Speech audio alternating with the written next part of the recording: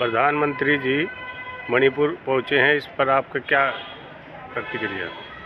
देखिए, जब कोई बीमार रहता है उसे देखने जाना चाहिए। अब तो यही वही वाली कहावत यहाँ पे चरितार्थ हो रही है कि अब पछताए का होत है जब केरिया चुन गई खेत। कुल मिलाकर के मैं यही कहूँगा कि जहाँ भी विपद काल हुआ, माननीय प्रधानमंत्री मौके वारदात से गायब है। मणिपुर का माँ शब्द भी इन्होंने नाम नहीं लिया। पहला नाम लिया था उस वक्त के chief justice supreme court of India ने, जब टिप्पणी किया था तो ये मणिपुर में ये हो रहा है। मात्र 30 सेकंड का एक वीडियो जारी हुआ था। मणिपुर हो, पंजाब में हो आपदा जो आई थी, हिमाचल में आपदा जो आई थी, जम्मू कश्मीर में जो आपदा आई थी, उत्तराखंड में आपदा आई थी। दरअसल सवाल ये है कि भाजपा और संघी मानसिकता के नेताओं का ये सबसे बड़ा जो है, इनके ऊपर कहावत चरितार्थ होती है कि ऐसी बानी बोलिए जम के झगड़ा हो, हिंदू मुस्लिम कट मरे, सत्ता अपनी हो। ये आदमी देशवासियों के साथ झूठ बोलता है। ये आदमी अडानी अंबानी के अलावा किसी का कोई काम नहीं करता। ये आदमी चीफ इलेक्शन कमिश्नर चुनाव आयोग को सेट करके ये सीटें जीतता है, वोट चोरी करवाता है। देश में आज बच्चा बच्चा नारा लगा रहा है, वोट चोर गद्दी चोर।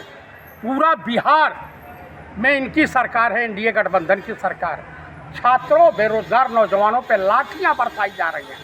इन्हीं के पार्टी का कार्यकर्ता यहाँ पे क्या बोलते हैं, गाजीपुर के में सियाराम उपाध्याय लाठी से, जो दिव्यांग व्यक्ति था, विकलांग था, वहाँ की पुलिस लाठियों से तोड़ करके मार डाली। और इनका न चीफ मिनिस्टर, न इनका कोई मंत्री, न इनका जिलाध्यक्ष कोई बयान देने को नहीं। आम पब्लिक रोड पर उतरी है।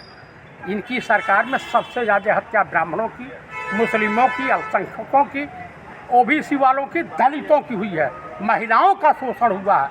इन्हीं का कुलदीप सेंगर, इन्हीं के जो है चिम्यानंद, ये तमाम आरोपी हैं।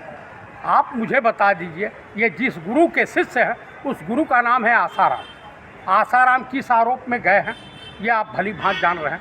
कंगना रनावत क्या आरोप लगा रही हैं, ईश्वर जाने। उनकी बात सत्य है कि वो झूठ बोल रही हैं। सस्ती उपलब्धि पाने के लिए, लोकप्रियता हासिल करने के लिए। तो मैं यही कहूँगा कि इस देश में जो कुछ भी हो रहा, और chief justice supreme court of India BR Gavai ने एटॉर्नी जनरल से सुप्रीम कोर्ट में कहा कि फ्रांस, श्रीलंका, बांग्लादेश और ताज़ा घटना घटी है आपकी नेपाल में, उसका प्रभाव और कुप्रभाव हिंदुस्तान पे भी पड़ सकता है। क्योंकि पड़ोसी मुल्क वहाँ से विदाउट वीज़ा है। 1950 में ऐसा समझौता हुआ था नेपाल और भारत की। हमारी रिश्तेदारियाँ होती हैं, जो बॉर्डर के लोग होते हैं, एक दूसरे से नातेदारी रिश्तेदारी है। तो जब उस देश के लोग अपने देश में, अभी कोई कह रहा था कि परिवारवाद, नेपाल में परिवारवाद था, कम्युनिस्टों की सरकार थी। परिवारवाद का क्या मतलब? संघ परिवार से बड़ा परिवार कौन होता है भैया, मुझे बता दीजिए। और इस देश में जातिवाद को समाप्त करना चाहिए। ये जितने कथावाचक हैं इन पे बैन लगना चाहिए। अब मणिपुर के लोगों, ये मणिपुर का दंगा फसाद 24 घंटे दे दिया जा रुक जाएगा। एक महिला प्रधानमंत्री 1971 में जब बांग्लादेश से युद्ध हो रहा तो सैनिकों के बीच में विदाउट सुरक्षा पहुंच गई। और ये सुरक्षा के साथ मणिपुर नहीं जा सकते हैं, ये सुरक्षा के साथ पंजाब नहीं जा सकते हैं, ये सुरक्षा के साथ हिमाचल नहीं जा सकते हैं, उत्तराखंड नहीं जा सकते हैं। आपको ये इंडिकेशन हो चुका है। आप तिनसुकिया आसाम में पड़ता है, जो कई लाख आदिवासियों का आंदोलन हुआ, इंडिकेट करता है कि भारत में भी बहुत कुछ ठीक नहीं चल रहा। क्या वो अखिलेश यादव जी बयान दें या तेजस्वी इशारा करें, जनता जब रोड पर उतर जाएगी तो भैया कोई बचेगा नहीं। और देश इस वक्त बिल्कुल सुरक्षित हाथों में नहीं है।